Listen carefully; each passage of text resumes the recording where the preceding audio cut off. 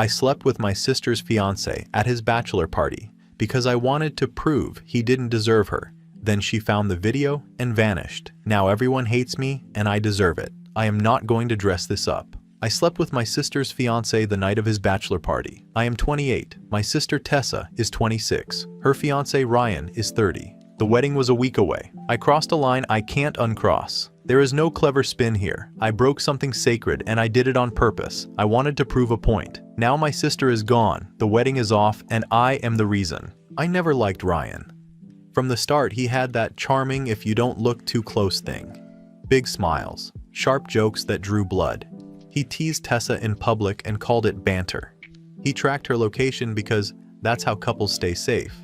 He made comments about her clothes. He picked fights when she got praise at work and then said he was proud after she cried.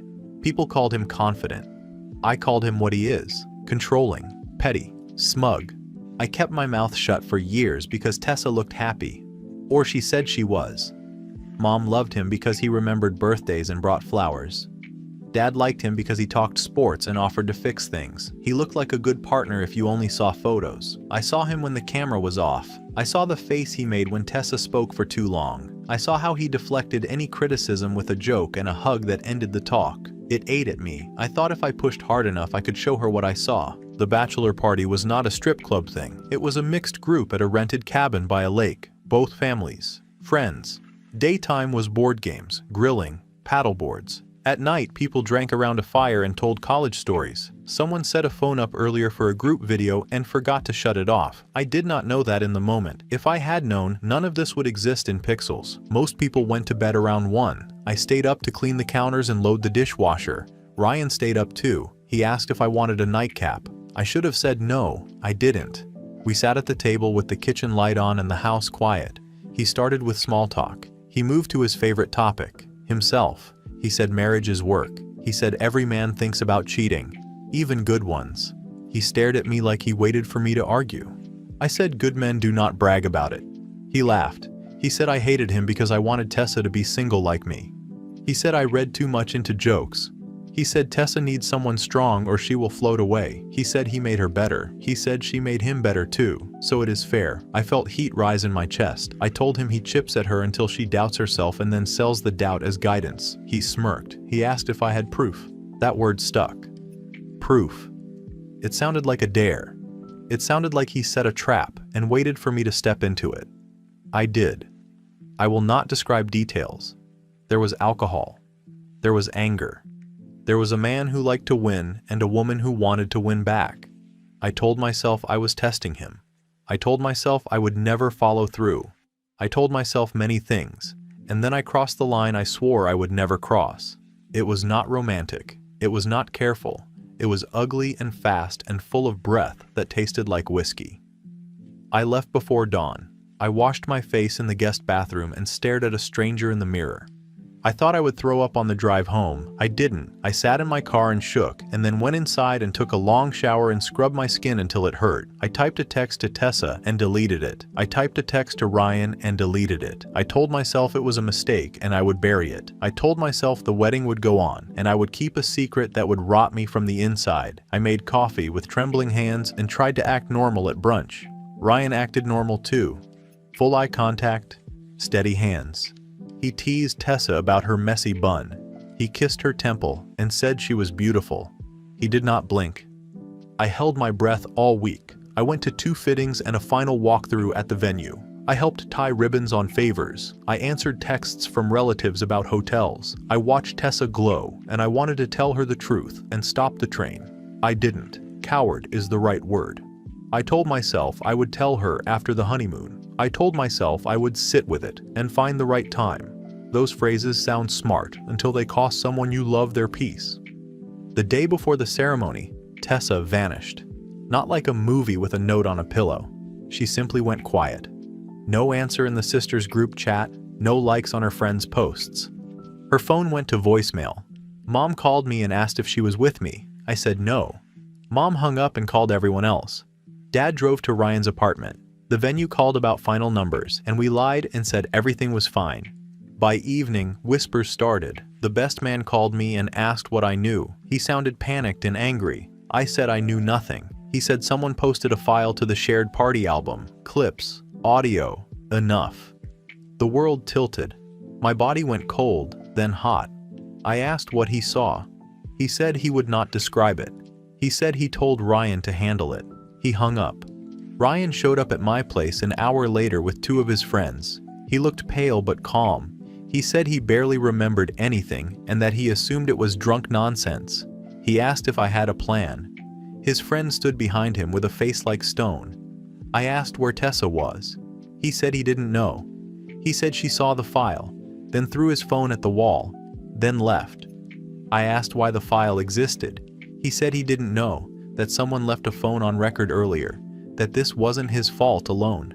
I told him not to say that word to me, fault, as if it belongs to the air. Mom called next. Her voice shook with rage. She asked me if it was true. I said yes. She called me disgusting. She said she could not believe she raised someone who would do this to her sister. I said I was sorry. She hung up. Dad texted one sentence. You broke our family. Then he stopped answering. The wedding is off. Of course it is. Vendors got calls. Deposits are gone. Flowers will wilt in a cooler. Food will not get served. Dresses hang in closets and look like costumes from a life where I kept my mouth shut and my hands to myself. Tessa's friends have turned their profile pictures black. A few posted vague, protect your peace quotes that are not vague at all. Ryan's friends have their own version of events. In theirs, I am a predator who hunted a drunk man in his last week of freedom. In mine, I am a saboteur who went looking for proof and used my body as a tool. Both versions are sick. Both versions put my choices in the center where they belong. I have called and texted Tessa every hour. I have sent voice notes. I have driven to her apartment and sat in the parking lot. Her car is gone. The landlord said nothing. A neighbor said she saw Tessa leave with a small suitcase. The police will not take a missing person report because she is an adult, and her father told them she is in contact with someone. That means she reached out to at least one person to say she is safe. It wasn't me. It wasn't our mother. It wasn't any of her closest friends. That detail drops my stomach into my shoes. People keep asking why I did it. I wish the answer was simple. I could say alcohol. I could say anger. I could say I wanted to protect my sister from a bad man. The truth is worse. I wanted to be right. I wanted to expose him and watch the mask fall. I wanted a moment where everyone would see what I saw and thank me for saving her. That desire sat under everything I did. It turned me into someone selfish enough to use a nuclear option and call it mercy. I did not protect her. I humiliated her. Ryan's camp keeps trying to split the blame in neat halves. 2 people made a mistake.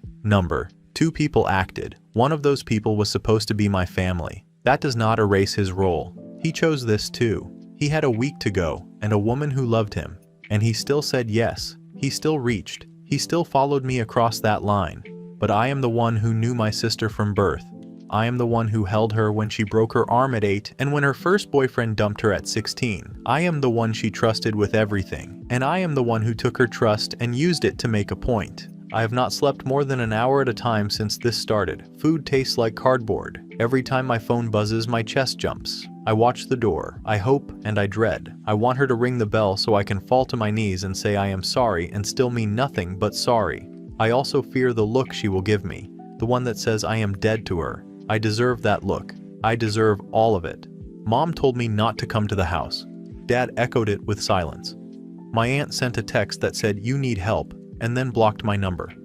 Ryan's sister DM'd a paragraph that used words I will not repeat. I printed it and put it in a drawer to remind myself who I chose to be that night. Painful accountability helps me not build soft lies around my choice. I am writing this because I have nowhere else to put it. I am not here for a ranking. I am not going to argue with anyone who calls me names. I already called myself worse. I do not need internet absolution. I need to face what I did and not run. I need to say my sister's name out loud without collapsing. I need to use plain words. I slept with my sister's fiancé. I called it a test in my head to make it sound clean. It was not a test. It was a betrayal. It did not prove he was unworthy. It proved I was. If Tessa never forgives me, I understand. If my parents keep me out of their house, I understand. If my family tree drops my branch, I understand. I will not chase them with excuses. I will not hide behind that night like a fog. I will keep my phone on and hope she is safe and hope she finds a way to rebuild without me near her. I will take whatever comes next without arguing with reality.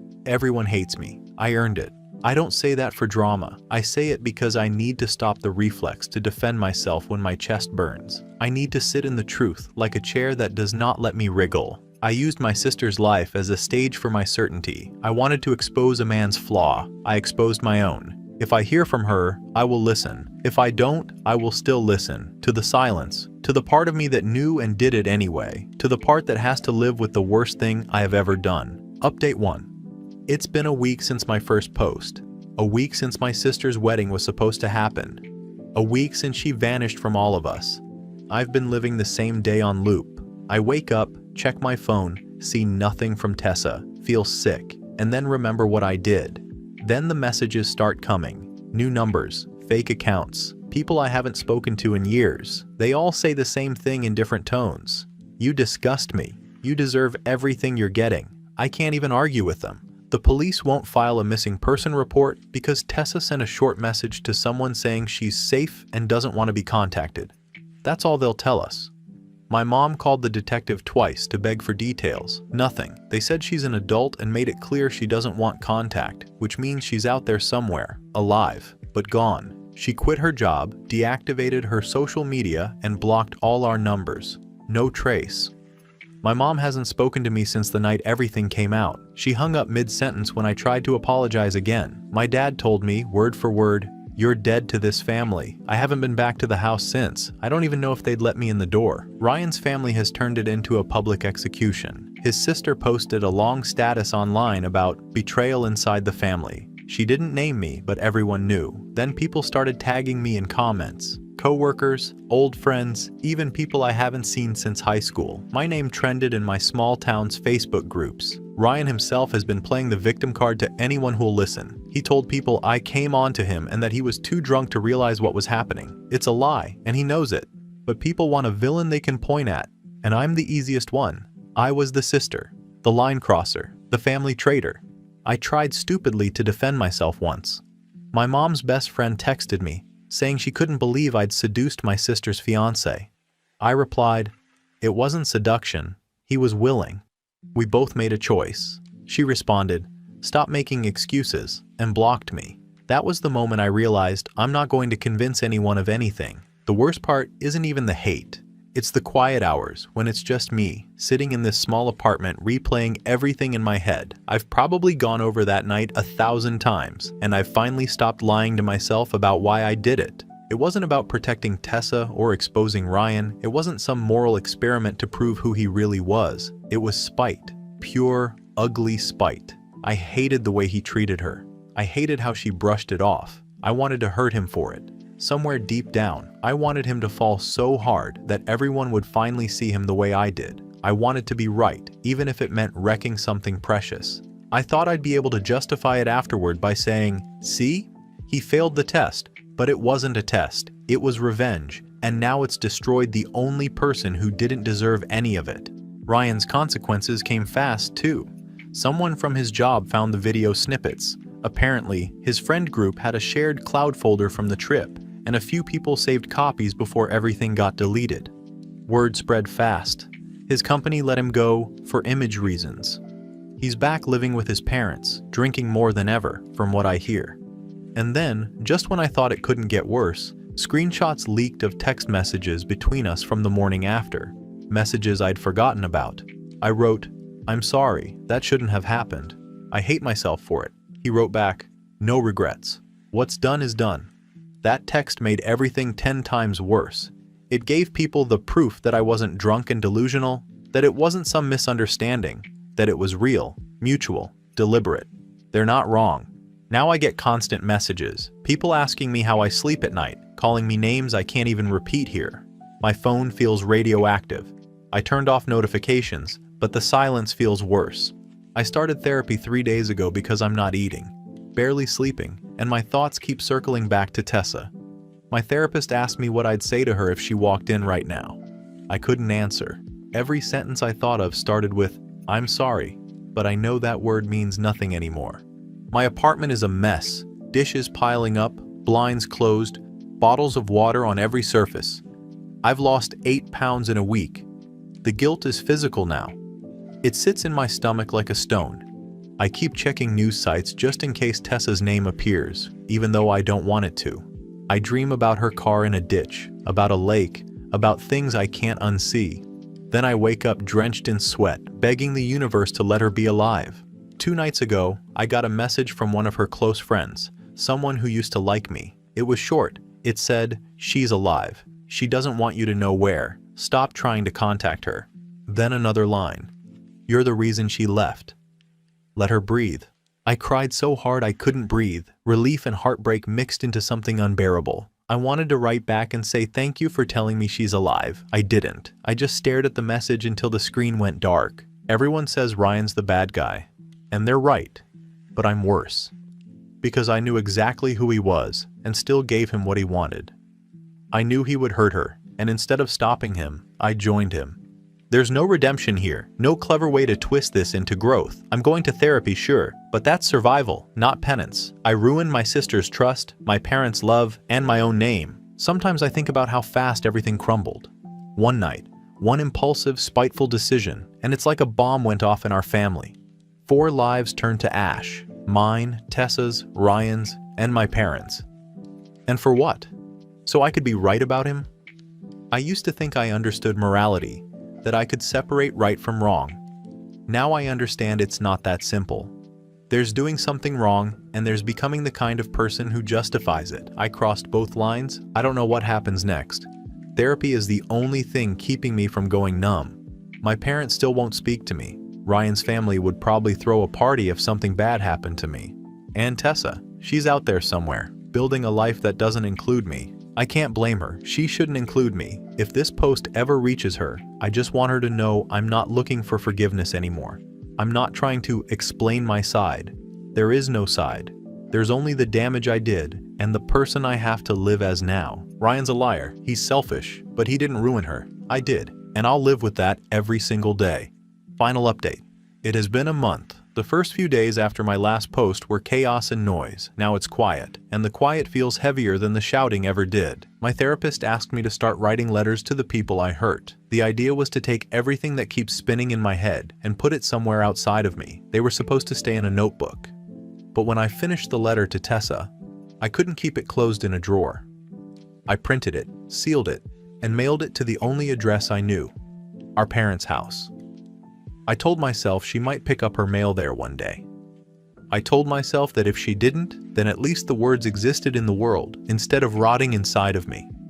There's still no reply. I didn't expect one, but every time I open the mailbox, I still pause for half a second. 2 weeks after I sent it, I found out from a mutual friend that Tessa came back to town quietly. She didn't stay at our parents' house. She packed her things while they were at work, loaded a rental van, and left again. She didn't even tell them face to face. My mother cried when she realized she'd missed her. My father told me not to contact her under any circumstances. They don't want me undoing whatever peace she's trying to build.